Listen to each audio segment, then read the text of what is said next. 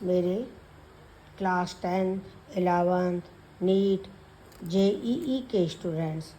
आज हम आपको कुछ इम्पॉर्टेंट क्वेश्चंस, जनरल क्वेश्चंस कराएंगे। जैसे चीफ कॉन्स्टिट्यूएंट ऑफ गोबर गैस, बायोगैस, मतलब बायोगैस का चीफ कॉन्स्टिट्यूएंट क्या है, तो आप लिखोगे मीथेन। ये क्वेश्चन बना कि बायोगैस का चीफ कॉन्स्टिट्यूएंट या गोबर गैस का चीफ कॉन्स्टिट्यूएंट क्या है, मीथेन।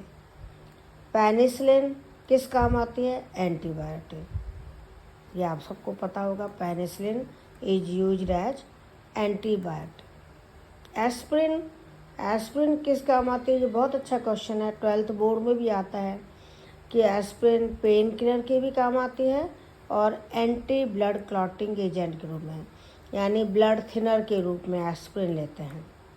ये ब्लड क्लॉटिंग को रोकती है। मिक्स्ड ऑक्साइड्स क्या होते हैं, जिनमें किसी मेटल एटम की दो अलग अलग ऑक्सीडेशन स्टेट होती हैं। जैसे Pb3O4 में Pb+2 वाला भी है और Pb+4 वाला भी। इसी तरह Mn3O4 में Mn+2 वाला भी है, +4 वाला भी। Fe3O4 में Fe+2 वाला भी है, Fe+3 वाला भी। तो ऐसे ऑक्साइड्स को हम बोलते हैं मिक्स्ड ऑक्साइड्स।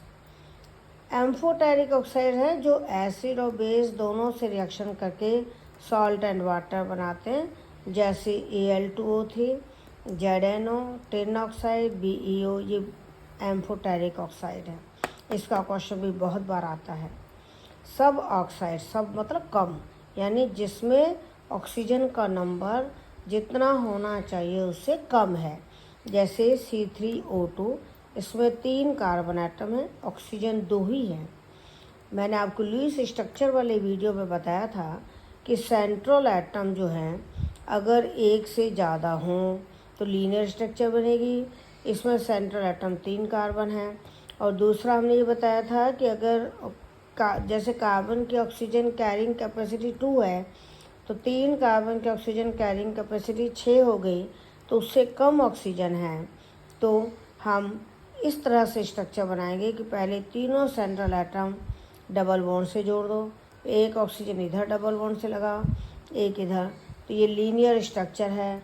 इसमें सेंट्रल कार्बन का हाइब्रिडाइजेशन भी पूछा जाता है। तो कार्बन 2 सिग्मा बॉन्ड बना रहा है, 2 पाई बॉन्ड, तो sp हाइब्रिडाइज्ड है। तो कई क्वेश्चन बनते हैं कि सब ऑक्साइड का एग्जाम्पल बताओ, या कार्बन सब ऑक्साइड का फॉर्मूला बताओ, या कार्बन सब ऑक्साइड के स्ट्रक्चरल फार्मूला लिखो। ये भी पूछते हैं कि कार्बन सब ऑक्साइड में कार्बन का हाइब्रिडाइजेशन क्या है। ये भी पूछ लेते हैं कि कार्बन सब ऑक्साइड की स्ट्रक्चरल फार्मूला क्या है, हाइब्रिडाइजेशन क्या है, इसको सब ऑक्साइड क्यों कहते हैं, क्योंकि इसमें ऑक्सीजन जितनी होनी चाहिए उससे कम होती है।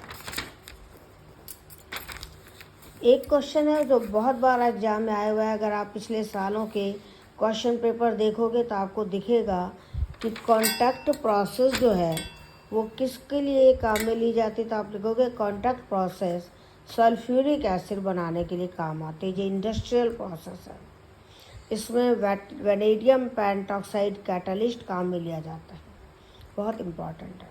हाबर प्रोसेस अमोनिया बनाने के काम आते हैं। ओस्टवाल प्रोसेस नाइट्रिक एसिड बनाने की इंडस्ट्रियल मेथड है। सॉल्वे प्रोसेस सोडियम कार्बोनेट बनाने की मेथड है। ध्यान देना, सॉल्वे मेथड से सोडियम कार्बोनेट बना सकते हैं, पोटेशियम कार्बोनेट नहीं बना सकते। मैक्सिमम कोवैलेंसी ऑफ ऑक्सीजन 4 है, क्योंकि इसके आखिरी शेल में एक s और 3 p ऑर्बिटल हैं, तो ऑक्सीजन मैक्सिमम 4 बॉन्ड बनाता है। सल्फर की मैक्सिमम कोवैलेंसी 6 है, ये d ऑर्बिटल यूज कर लेता है, क्योंकि इसके आखिरी शेल में d ऑर्बिटल खाली हैं, तो मैक्सिमम कोवैलेंसी 6 होती है, 6 बॉन्ड बना सकता है।